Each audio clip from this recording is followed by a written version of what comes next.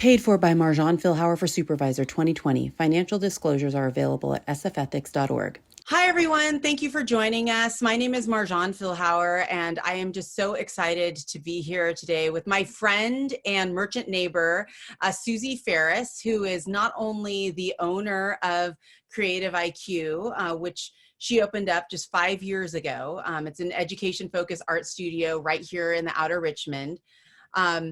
But she also serves as a San Francisco Arts Commissioner, and we have worked together for years on the Balboa Village Merchants Association, where she is now the president. So thank you so much for being here today, Suzie. I'm really excited to share our conversation with our virtual community. Thank you so much, Marjan, for asking me to do it. I'm really happy to. Yeah, me too. So let's just get down to it. How hard has the transition into shelter in place been for your business? I mean, for a business that is so much, it nourishes our heart and soul, and you educate our kids and adults alike, and it's really been such a hub in our community. What steps have you had to take to go digital or just adapt to the current state of affairs?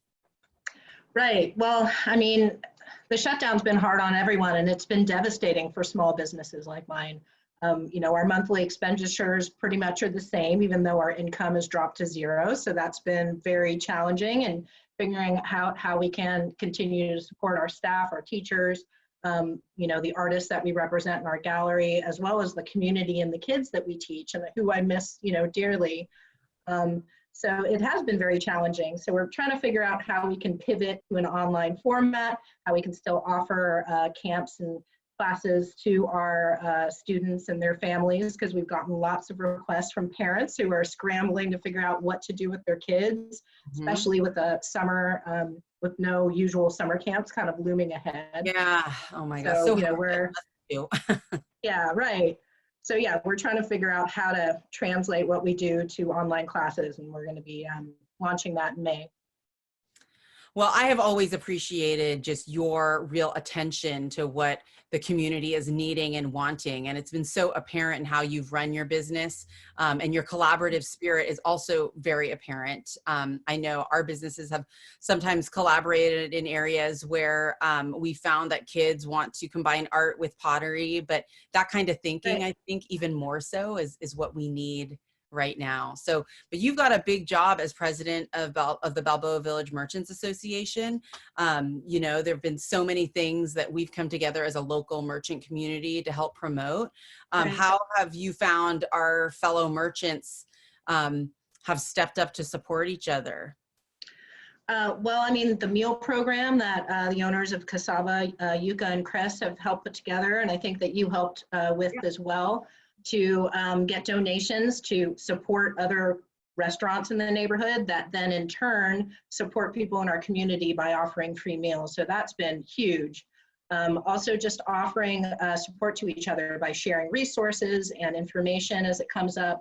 Also just being good, like emotional support for each other and each other's cheerleaders through this, having, conversations with other business owners and just sharing like advice and things that we've heard, and trying to figure out, how to move forward. Yeah, and we've seen so much of that with so many of the businesses on the Balboa Strip, help with, a virtual tip jar, help with repairs, the 4 Asian-owned restaurants that were broken into that we all came together to help kind of defray those costs. So your leadership has been really important during this time, because now more than ever, it's like when we were all running our businesses, it was hard enough to come together in person, but now it's like to come together virtually and to see how the best of all of us, we're really all bringing that to the table, and that's under your leadership. So thank you for that. Oh, that's very kind of you. I mean, I feel very honored to be able to represent the merchants and do what I can to help out. So I'm glad to do it. Yeah. And I know one thing that we kind of have our eye on that we're going to be working on is setting up an online marketplace for our local businesses. One, to showcase what people are selling online, as well as what businesses are open and what services are being offered. What's the state of the arts community right now in San Francisco? Like, how do you feel? I mean, obviously COVID is affecting so much of us and so many of us in so many ways. But for our artist community, you know, art, it takes so many forms, and, you know, our emotions and our thinking manifests itself in so many different kinds of art. What Sure. kind of advice do you have for San Francisco artists right now?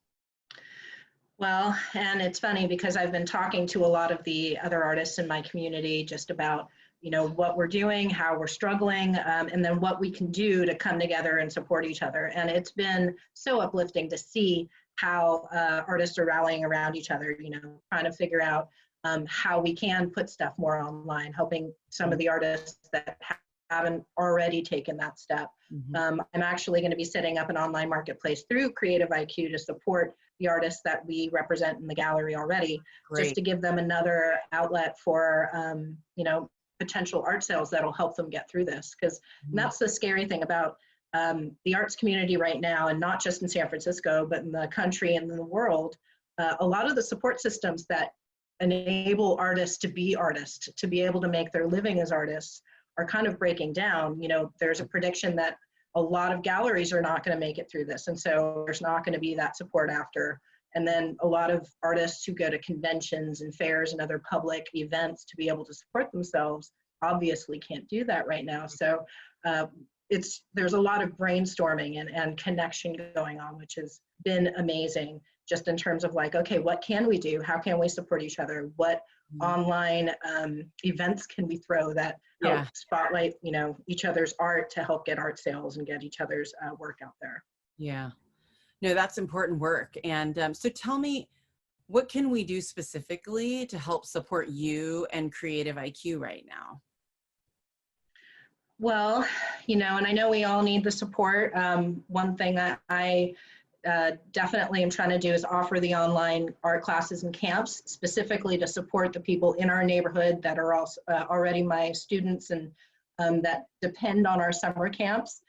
Summer camp is a huge time of year for our students, and also for us as a business. It's our busiest time of year that gets us through our slower months.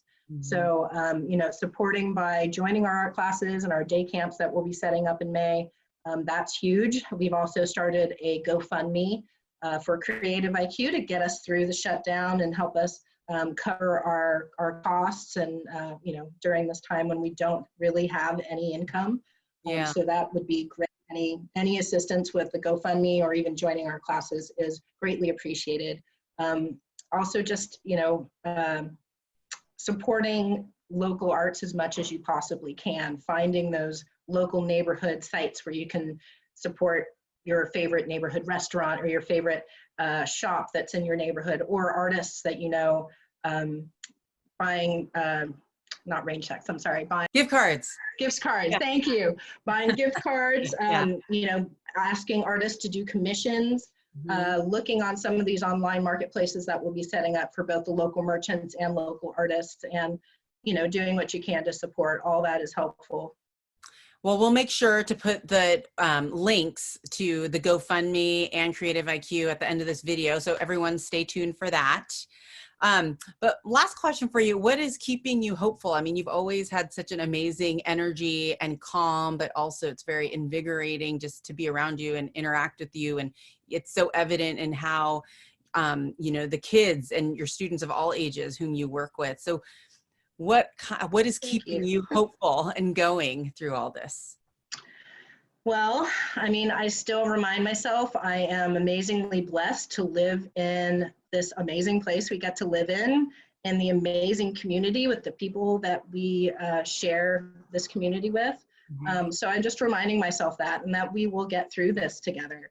You know, reminding myself that, I mean, I've gotten such an amazing outpouring of like love and support from my students and their families and other people in the community, reminding me that they value what we're doing in our community, and it gives me that extra motivation to, you know, figure it out and make sure that we will get through this. So just staying optimistic as best as possible, and trying to reach out and help my fellow small business owners and my fellow artists, and then just the love that all that has created, and seeing how people are coming together and helping each other out. That's kind of kept me going. Well, thank you. Thank you so much for your leadership. Thank you for your time. Back at you, Marjan. Thank you. And I'm really looking forward to spreading your message all over the neighborhood. So thank you, Suzie. Take care. Thank you so much, Marjan, and thank you for all you do too. Thank you.